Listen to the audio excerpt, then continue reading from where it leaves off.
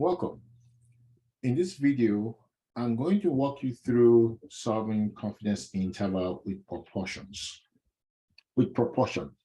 Now, in the previous video, we showed you how to solve confidence interval when you have a given set of numbers, right? Remember, the whole essence of confidence interval is that you want to be able to tell what the true population parameter is.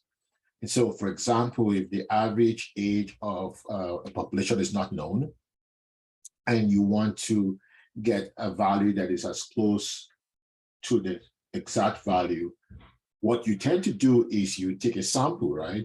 And then you will now use the statistic or the point estimate from the sample. And then based on the margin of error, you make a prediction of how confident you are that the range you've created, also known as the confidence interval, contains the population parameter, right? Now, supposing you have percentages, how do you solve that? And that is what proportion is. Solving the same type of questions we did in the previous video, but this time with proportion. So let me explain it. For example, let's take something as popular as, or let's use online school. Let's say the school wants to assume or wants to find out what percent of students like online school. Now, this is the population, right? So this is all PCC students, right? Let's say we don't know what percent of students like online school, right? Now, let's say we then do the same thing, right? We now take a sample, and let's say we sample like 1,000 people, right? And from the 1,000 people, we now get that 40% of the 1,000 people we have surveyed say they like online school. Now you can see we're saying 40%. We didn't say 200 or 300 or 500. We didn't use numbers. We used percentages, right? Now, this 40% is also known as your sample proportion, right? And it's also known as p hat. That is the value we got from the sample, right? Now, we don't know what the population is, what percent. That is known as the population proportion, known as a P, right? That's what we're trying to find out. We don't know that. And so what we have here is our P hat, which is 40%. Now, we now need to find our margin of error. And then once we find our margin of error, our confidence interval is that we are maybe 80% or 90% confident that the true population proportion is going to be between the range of values of p hat plus or minus p hat, right? So let's say the margin of error here was, let's say 10%. And that means that we're saying that the lower level or interval will be 40% minus 10%, which is 30%. And we'll say the upper interval is 40% plus 10%, which is 50%. So now we can say that we're 90% confident that the true population proportion is between what?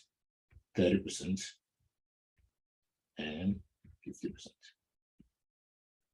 So you can see that it's very, very similar to what we did. The only difference is that in this scenario, we're working with percentages, which we call proportions, instead of our regular numbers. And so I'm going to walk you through this process, and we're going to solve questions that we have that way you're more comfortable with this topic. So a few things that we need to learn. Proportions, because we're solving proportions, right? And we're dealing with a continuous probability here, you're going to see the way we solve these questions very similar to binomial distribution, right? And so most of the terms you're going to use, even though they're going to sound different, you're going to see the process is the same as in binomial distribution. So what am I saying? For example, or N, right, stands for the sample size, right? Our P hat is our sample proportion, right, which is found from the sample. Our P here is actually going to be our population proportion, right? So think of that as the population parameter. And then this one will be the statistic, right? Our X stands for the number of success, right? Our Q hat will be 1 minus our P hat, right? While our Q will be 1 minus P. So it's similar to what we did in binomial, where we say that you have two options, right? And so P plus Q is equal to 1. Because you're dealing with percentages, right? Same thing, P hat plus Q hat equal to what? 1. Right? This will help us when we solve questions. Now, remember, right? This is the sample proportion, right? But it stands for the success, while this stands for the failure.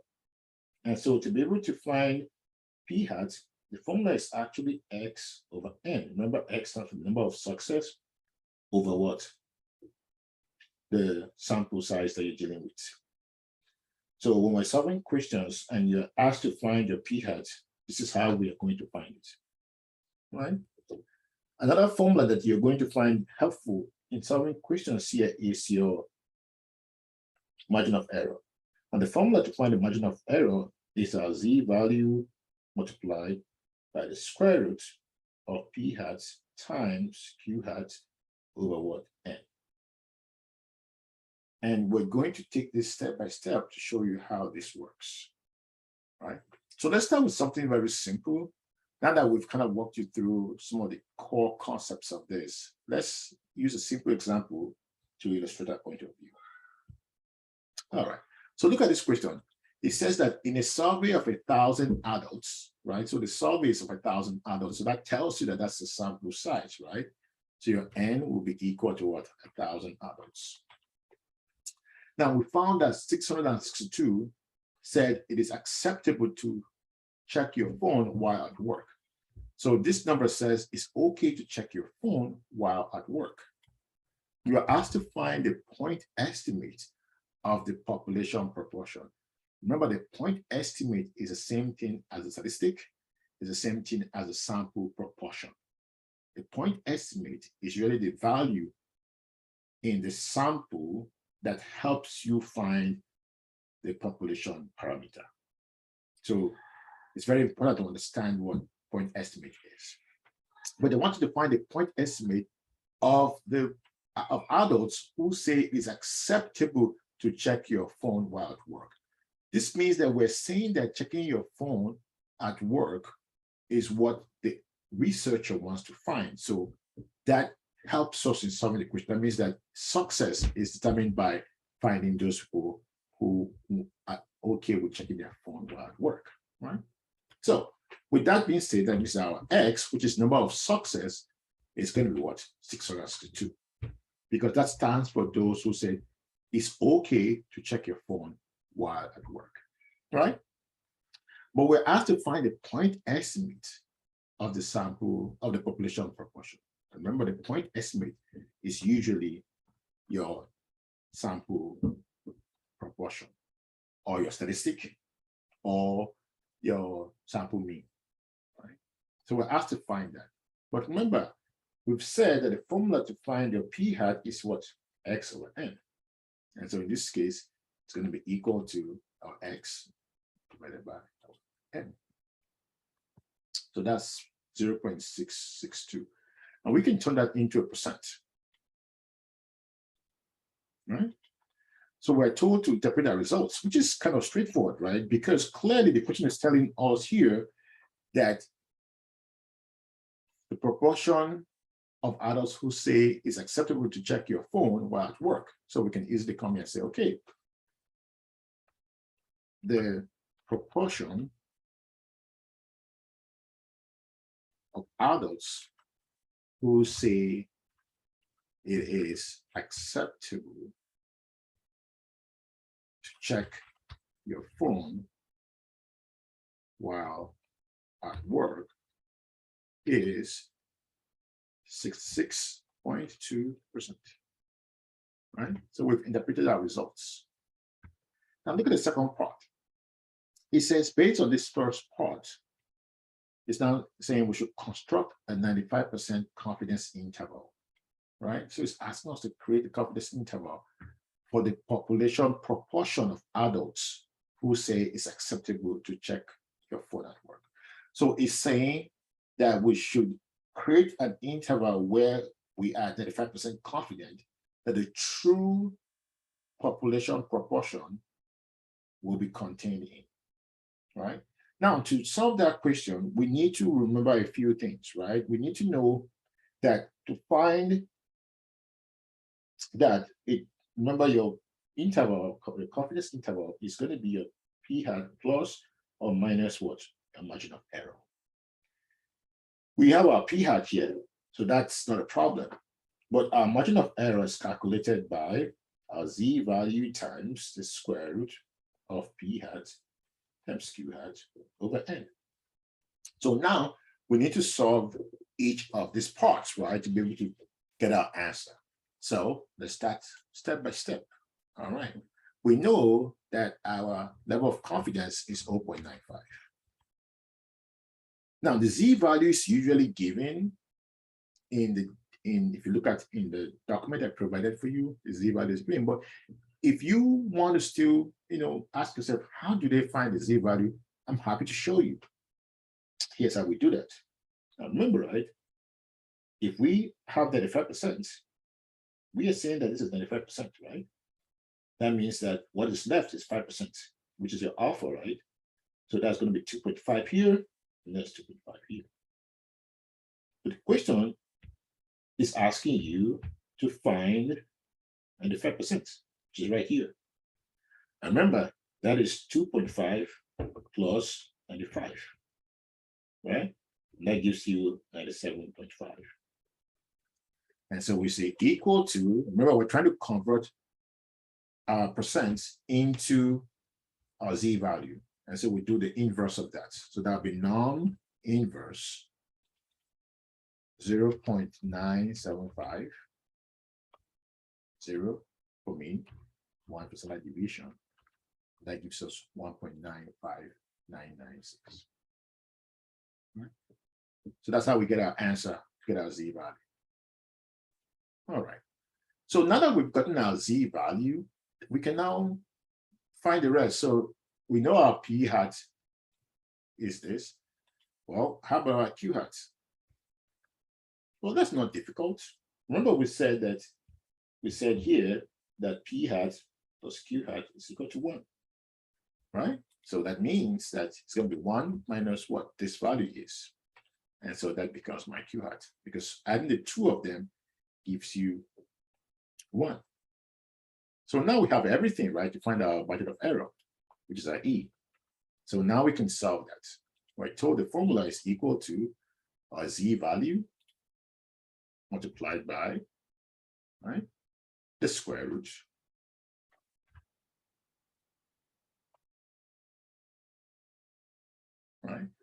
of this value. So P hat, this value, multiplied by Q hat, which is this value, divided by your sample size, just 1,000. Close the parentheses. And so you can see that you have the straightforward. I mean, you can always, if you are someone who likes to be clear about your results, you can put that in parentheses for 1, 2. Doesn't matter, you get your result.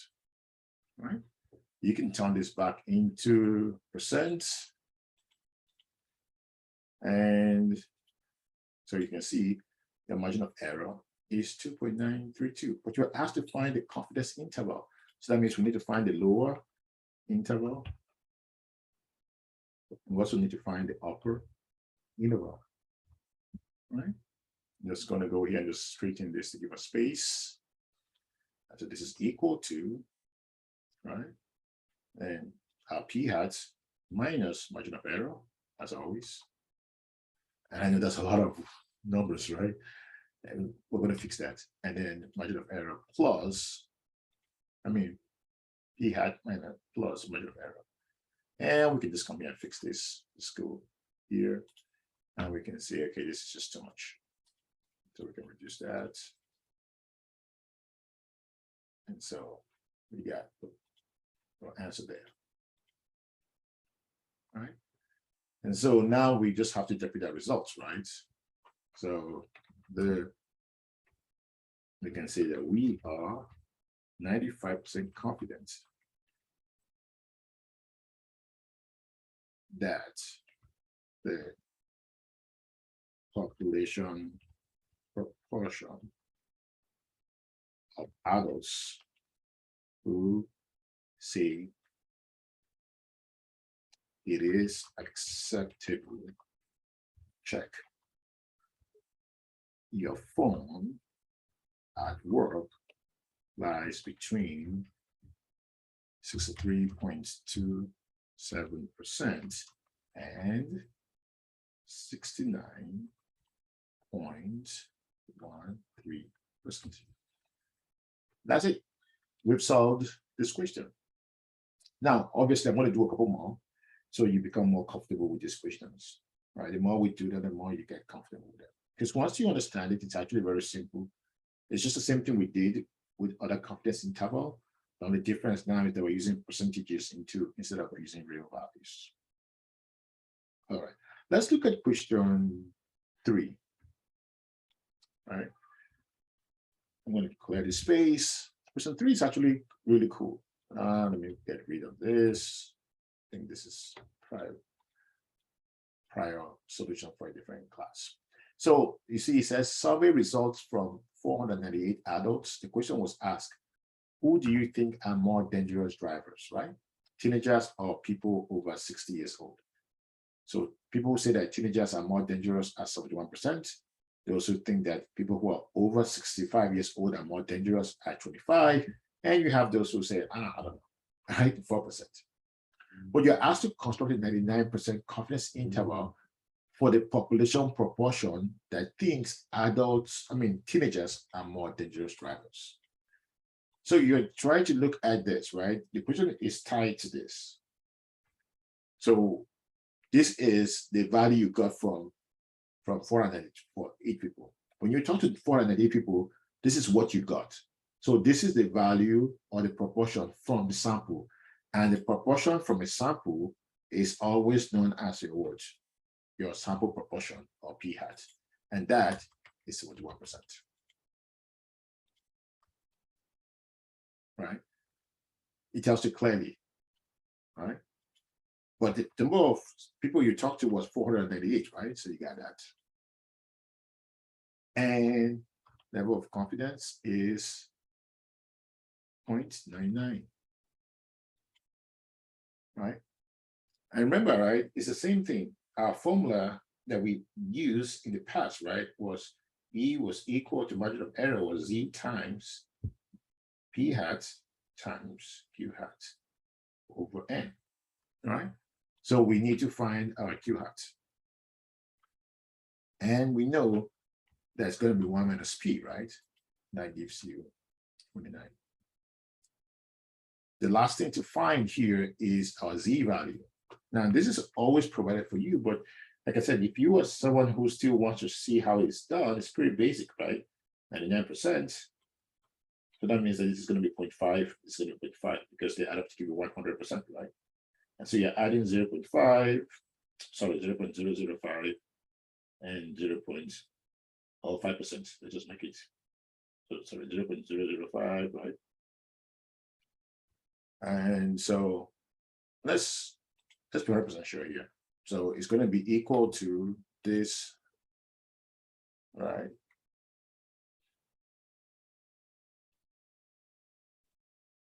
One minus this, and so 0.01.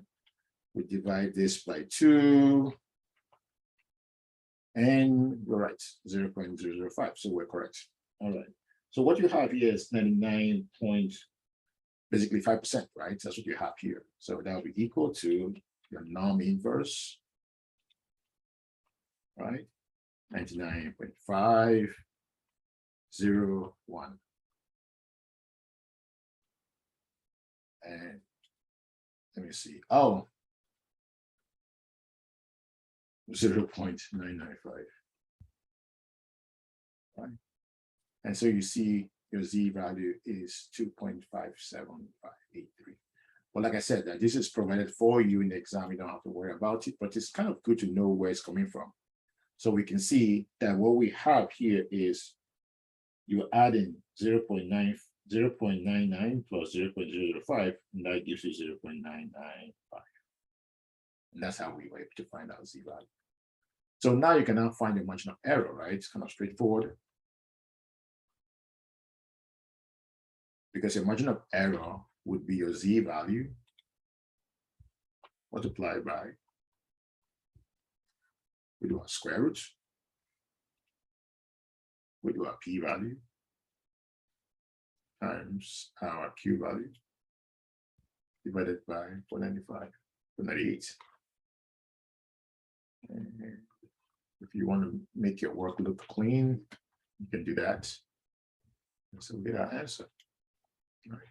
So you can turn this into percent if you want to. And that's up to you. And you can, that means that this becomes a percent.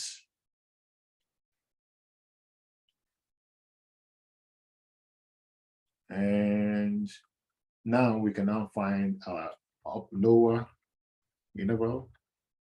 And let's make it small. Lower interval. And we're going to make this our upper interval. All right. So remember, right, it's usually going to be your p hat minus the margin of error and your p hat plus the margin of error. And we're kind of used to this now, right? We can just go in here and we can reduce this to make it look reasonable. All right. So now I can interpret my results, right? Because remember, you have to always interpret the results. So let's say that we are 99% confident that the population proportion that thinks teenagers are more dangerous drivers is between 65.76% and 76.24%. All right, hope this helps. Let's do one more. This time we're going to look at a scenario where you are asked to find sample size. See, the thing with confidence interval is that, remember, you want to be confident to a certain degree, and sometimes knowing the number of people you have to sample is actually one of the most important things. If I want to be confident up to a certain level, or I want an error to be less than a certain number or to be at a certain level, I need to know how many people I have to sample to be able to have my margin of error to be low. Remember, the lower the margin of error, the better for your results. And one common thing also with confidence interval is that when you have lower margin of error, you tend to have a bigger sample size, because when you sample more people, then you have less error. When you sample less people, you tend to have bigger error. So let's look at a simple example. So Miss Jane, right, she's trying to run for an office. She wants to be 95% confident based on the population of people in that city or that town where she wants to run for an election. She wants her campaign to be able to find the results for her, and they should be within a 3% error, margin of error of the population proportion. That's tough. She wants to keep the error very low. And that would mean that she probably needs to talk to more people. But it's good for her, because if she's going to talk to more people and she's going to get an error rate that is low, she can get a better idea of her chances in the elections, right? Which is smart for her. Now, this tends to be expensive, but it's good for you to know how much, how people really feel about you before you venture into elections. So this is actually a smart choice of her deciding to say, okay, I want to have a very small error rate. And so we can see from here, our confidence interval is 0.95. And from the last example, we already know that 0.95 Z value is what, 1.96, right? We already did that a few minutes ago. Now, the first one is asking us to find the sample size. So N is not known, but we know what our E is because it says estimates must be accurate within 3%. Within 3% of what? The population proportion. So what they're saying here is I want an error of 3%, right? That's a small error. So it will probably need a bigger sample size. But look at the question that's asked here. The first one says no preliminary estimate is available. Now, preliminary estimate means that you have past data and results, and that helps you to make better decisions in the future. But it seems that Miss Jane might be the first time that she's contesting. So she has not been sampled by anybody before. And so there's no prior result to bank on. When you have a scenario here where there's no prior estimate, what we tend to do is we tend to assume that your p hat is 0.5 and that your q hat is 0.5, right? And that's because you don't have any prior information to use as a backup, right?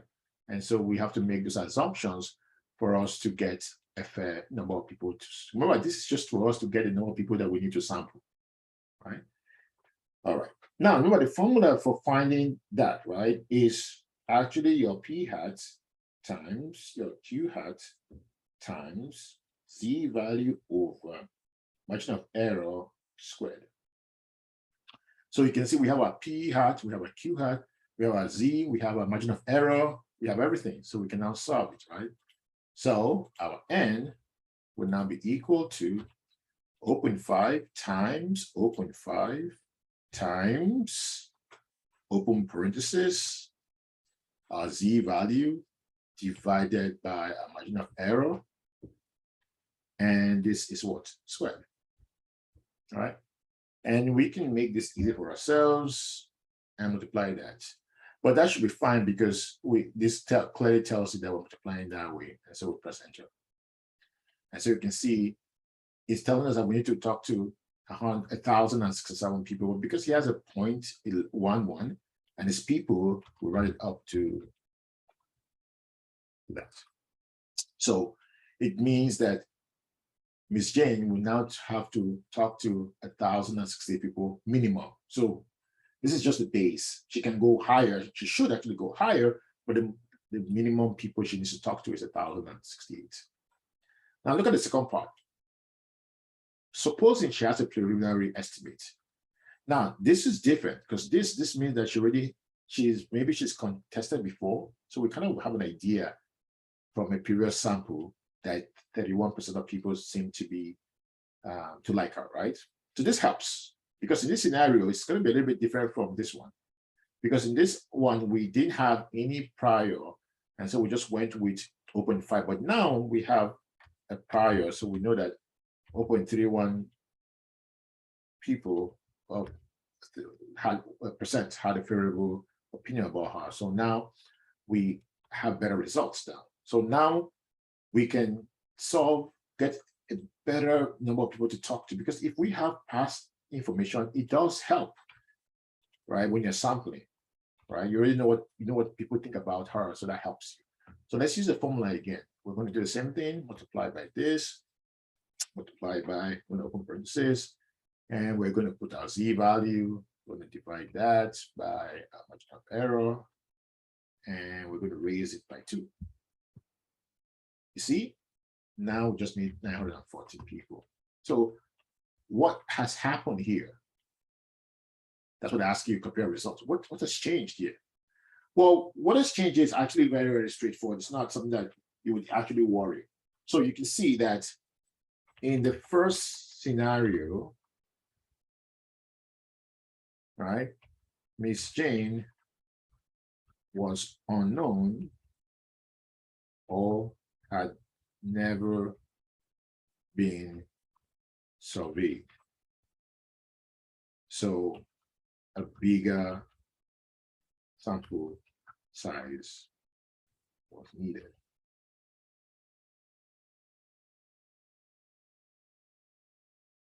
In the second scenario, less was needed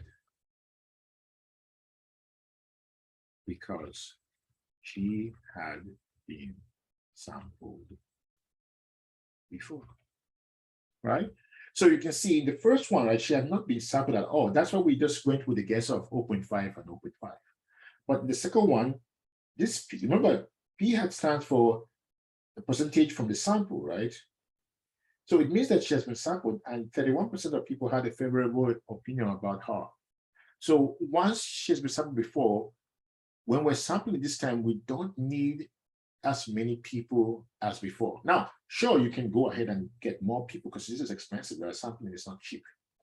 But we're saying that since we already have an idea of who she is, 914, at least 914 would be okay. But in the first instance, we had no opinion about her.